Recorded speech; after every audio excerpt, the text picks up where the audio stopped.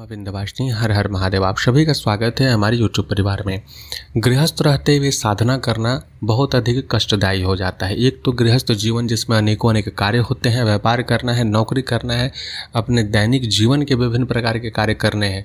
साथ ही आपका ब्रह्मचार्य सही से चले यह भी आवश्यक होता है, खास करके अगर आप साबर के क्षेत्र में हैं या किसी भी साधना के क्षेत्र में है तो इन सभी का समन्वय स्थापित करते हुए आगे बढ़ना एक सामान्य सरल व्यक्ति के लिए काफ़ी अधिक मुश्किल हो जाता है। तो ऐसे समय में लोग शॉर्टकट खोजते हैं कि आखिर कौन सा वह छोटा तरीका है जिसको हम करें और हमें लाभ की प्राप्ति हो जाए। तो शॉर्टकट तरीका तो नहीं मिलता है, लेकिन कुछ ऊटपटांग कार्य करने के कारण उसका तिर्यक प्रभाव जीवन में जरूर पड़ जाता है। जैसे कि कोई साबर मंत्र दिया हुआ है, कोई उग्र साबर मंत्र है, सीधे सीधे इंटरनेट पे डाल दिया गया है, उसे आपने लिया और वो बताया गया था कि जैसे कि आपको कार्यस्थल पे परेशानी है तो वहाँ किसी को हानि पहुँचाने के लिए, किसी को वश में करने के लिए इस प्रकार का कोई साधना दिया गया है जो कि अनेक प्रकार के ऐसे उग्र शक्तियों से युक्त है, जिसके विषय में आपको पूरी जानकारी नहीं है। बिना कोई सुरक्षा बंधन इत्यादि किए, बिना कोई आरंभिक पूजन किए, बिना किसी जानकारी के आप सीधे वह मंत्र लेके दीपावली में, होली ग्रहण इत्यादि में जप कर दिए। अब उसका जो तिर्यक प्रभाव है आपके जब जीवन पर पड़ेगा तो तहस नहस हो जाएगा, जीवन उथल पुथल मच जाएगा, पूरे जीवन में हालत ख़राब करके रख देगा। अब उस तिर्यक प्रभाव के काट करने के लिए क्या करना चाहिए? तो जैसे अब आप वैदिक मंत्रों में जाते हैं या फिर तंत्रोक्त मंत्रों में जाते हैं, तो जब कभी भी किसी ऐसी उग्र शक्ति के साथ छेड़छाड़ हो जाती है तो और उसका तिर्यक प्रभाव जीवन में पड़ने लगता है, चाहे वह पैशाचिक शक्ति हो या कोई उग्र तामसिक शक्ति हो या फिर कोई सात्विक शक्ति ही काफ़ी उग्र हो, तो ऐसी स्थिति में हम लोग भोलेनाथ के शरण को ग्रहण करते हैं या फिर भगवती के शरण को ग्रहण करते हैं। तो वैसी स्थिति में यंत्र के माध्यम से, यंत्र का अभिषेक करके, संकल्प इत्यादि के माध्यम से, रुद्राभिषेक करके, भगवती के अनेक सूक्त हैं उन सभी के माध्यम से, भगवती के यंत्रों का अभिषेक करके उनके माध्यम से उस शक्ति को शांत होने के लिए यह हम लोग अनुष्ठान करते हैं, ताकि वह शांत हो जाए और उनका जो तिर्यक प्रभाव है दूर हो जाए। ठीक उसी प्रकार से जब साबर के क्षेत्र में आप जाते हैं और किसी प्रकार का कोई कष्ट, ऐसा गलती हो गया जिसके कारण आपके शरीर पे, आपके जीवन पे तिर्यक प्रभाव पड़ रहा है, तो इसमें जो है हम नाथ परंपरा के मंत्रों का प्रयोग कर सकते हैं।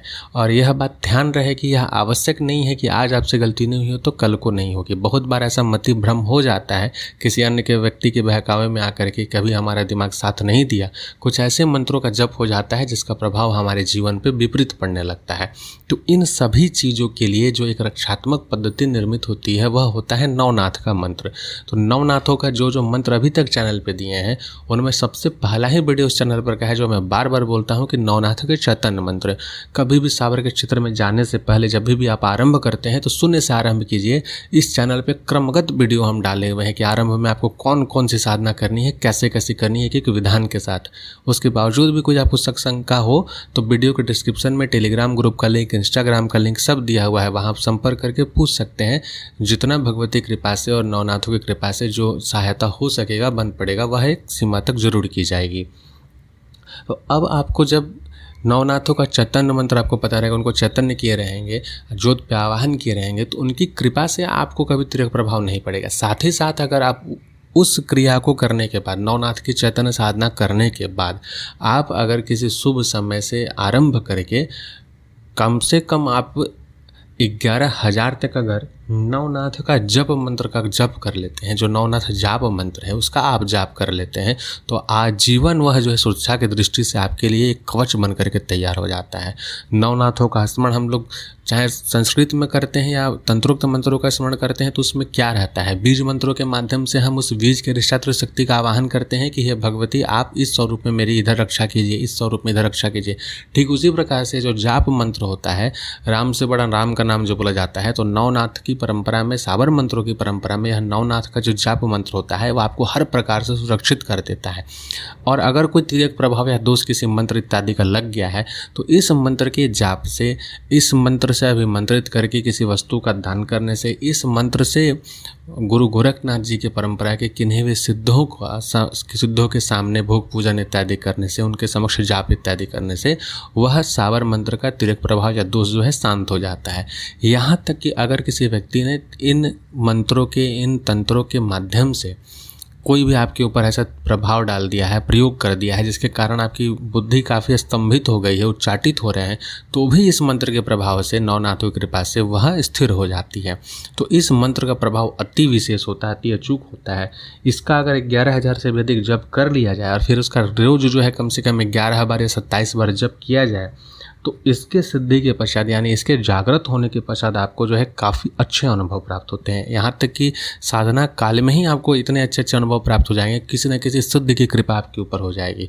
और ऐसा भी यह अनुभव में रहा है कि कभी कभी तो किसी विशेष निर्जन क्षेत्र में यात्रा करने के समय में जो साधक रहे हैं उनको इस चीज़ का बार बार भान होता रहा है, उनको बार बार अनुभूति होती रही है कि साथ में कोई व्यक्ति सुरक्षा की दृष्टि से हाथ में दंड लिए हुए चल रहा है, और इस उनकी उपस्थिति से इनको भय नहीं लग रहा है बल्कि बहुत ही अधिक एक सकारात्मक ऊर्जा का प्रभाव लग रहा है।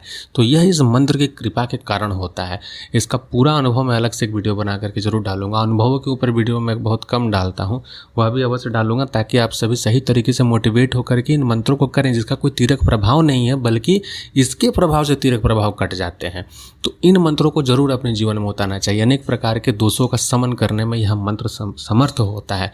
इसको करने के लिए सिर्फ और सिर्फ आपके पास एक अच्छा वस्त्र का पूरा सेट होना चाहिए, यानी कि आप लाल अगर वस्त्र धारण करते हैं तो लाल, भगवा धारण करते हैं तो भगवा, आप स्त्री साधिका हैं तो भी आप इसे कर सकती हैं। कोई इसमें विशेष दिक्कत आपको नहीं होने वाली है, आराम से आप इन मंत्रों का उपयोग कर सकते हैं। इसमें कोई तिरक प्रभाव नहीं पड़ने वाला है और इसका पूरा लाभ आप उसी प्रकार से ले सकते हैं जैसे एक पुरुष साधक लेता है। साथ ही साथ इसका प्रयोग किस प्रकार से करना चाहिए, तो इसका प्रयोग आप संकल्प सामान्य हिंदी में लेके कर सकते हैं। सिद्ध करने के पश्चात जब साधना काल में आप रहेंगे तब तो वस्त्र इत्यादि का महत्व रहेगा, पीला, लाल या नारंगी वस्त्र धारण कीजिए, वैसा ही आसन रहेगा।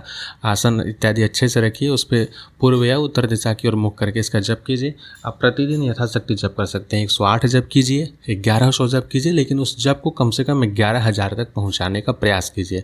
इसके लिए आप छोटी छोटी साधनाएं कर सकते हैं, जैसे कि एक बार में आप 10 दिन का जप किए तो आपका 1100 पूरा हुआ, फिर 1100 जप किए तो 2000 हुआ। ऐसे करके आप 11 बार साधना करेंगे तो पूरा हो जाएगा। इस बीच में क्या होगा कि एक गृहस्थ व्यक्ति को समय मिल जाएगा। 11 दिन की साधना किए, फिर अपने बीच में समय मिला तो आप गृहस्थ आश्रम में भी रहें, अपने कार्यों को भी किए, फिर कोई अच्छा समय आया फिर आप 1100 का एक साधना कर लिए। तो छोटा छोटा करके ही आप जो है बूंद बूंद से घड़ा भर सकते हैं, बड़ा साधना को पूर्ण कर सकते हैं। आवश्यक नहीं है कि एक बार में आप करेंगे, और हर बार जो है आपको इसकी कृपा की प्राप्ति का अनुभव आपको जरूर होगा और ज़रूर आप इसमें आगे बढ़ेंगे। ऐसा नहीं है कि आप बीच में छोड़ दीजिएगा तो नहीं मिलेगा। इन मंत्रों पे यह सारा जो है नियम लागू नहीं होगा, लेकिन यह जरूर रहेगा कि जब साधना काल चले 11 दिन का जो अनुष्ठान आप करें, जो रोज़ आपको 108 जप करना रहेगा अनुष्ठान में, जब आप संकल्प लेंगे तो उस समय में ब्रह्मचर्य का पालन हो, मानसिक रूप से भी शारीरिक रूप से भी।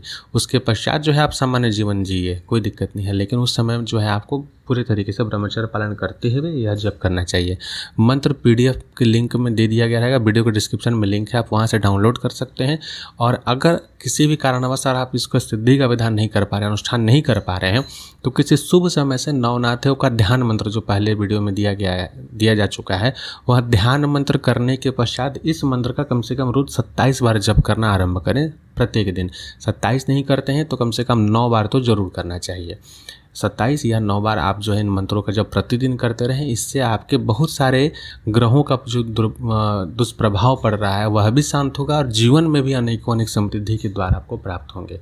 तो आशा करता हूँ कि आज का यह वीडियो आपको अच्छा लगा होगा। चैनल को सब्सक्राइब कीजिए, वीडियो को लाइक कीजिए। आपको कोई प्रश्न हो तो कमेंट कर सकते हैं। हमारे टेलीग्राम ग्रुप में जुड़ने के लिए वीडियो के डिस्क्रिप्शन में लिंक दिया हुआ है, वहाँ जुड़ के आप हमसे बात कर सकते हैं। इंस्टाग्राम पर मैसेज कर सकते हैं। हमारे साथ बने रहें। जय मां विंध्यवासिनी, हर हर महादेव। नवनाथ 84 सिद्धों को अलग आदेश।